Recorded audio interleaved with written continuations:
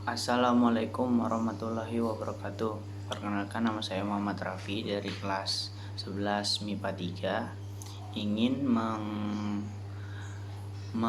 merangkum atau mengulang materi yang telah diberikan oleh Ibu Wiwi selama di Google Classroom.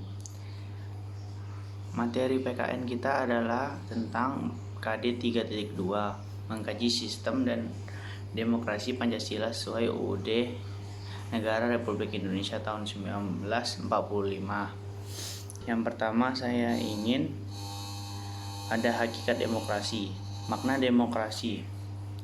Makna demokrasi yaitu berasal dari kata Yunani yaitu demos, yang berarti rakyat, dan kratos, yang berarti pemerintahan, sehingga demokrasi dapat diartikan sebagai pemerintahan rakyat. Kata ini kemudian diserap menjadi salah satu kosakata dalam bahasa Inggris yaitu demokrasi. Konsep demokrasi menjadi sebuah kata kunci dalam bidang politik. Hal ini menjadi sebab wajar demokrasi saat ini disebut sebagai indikator perkembangan politik suatu negara. Yang kedua ada klasifikasi demokrasi berdasarkan titik berat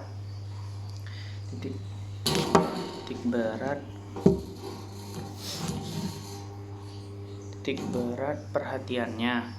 1, ada demokrasi formal, 2, ada demokrasi material, 3, ada demokrasi gabungan. Yang kedua adalah berdasarkan ideologi. 1, demokrasi konstitusional atau demokrasi liberal. Kedua, ada demokrasi rakyat atau demokrasi monetar.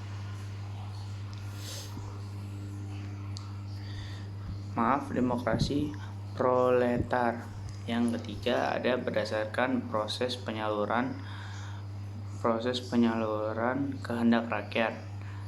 Di antara lain ada 1, demokrasi langsung, kedua ada demokrasi tidak langsung. Yang ketiga yaitu ada prinsip-prinsip demokrasi. Menurut ini dikatakan oleh dua ahli ya. Yang pertama adalah menurut Henry B. Mayo. 1, prinsip beliau adalah menyelesaikan perselisihan dengan damai dan secara melembaga. 2, menjamin terselenggaranya perubahan secara damai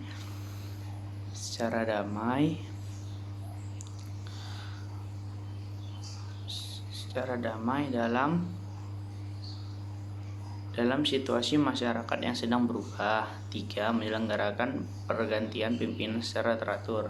4, membatasi pemakaian kekerasan sampai minimum. 5, mengakui serta menganggap wajar adanya keanekaragaman. 6, menjamin tegaknya keadilan. Dan satu lagi menurut Alamudi, prinsip demokrasi adalah 1, kedaulatan rakyat. Kedua, pemerintahan berdasarkan persetujuan dan yang diperintah. 3, kekuatan mayoritas. 4, hak-hak minoritas. 5, jaminan hak-hak asasi manusia. 6, pemilihan yang bebas dan jujur. 7, persamaan di depan hukum. 8, proses hukum yang wajar. 9, pembatasan pemerintahan secara konstitusional. 10, pluralisme sosial, ekonomi, dan politik. 11, nilai-nilai toleransi, pragmatisme, kerjasama, dan mufakat.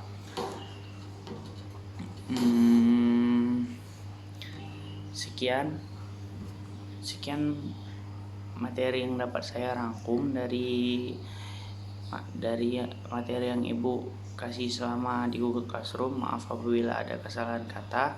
Saya mohon maaf atas kekurangan saya. Wassalamualaikum warahmatullahi wabarakatuh.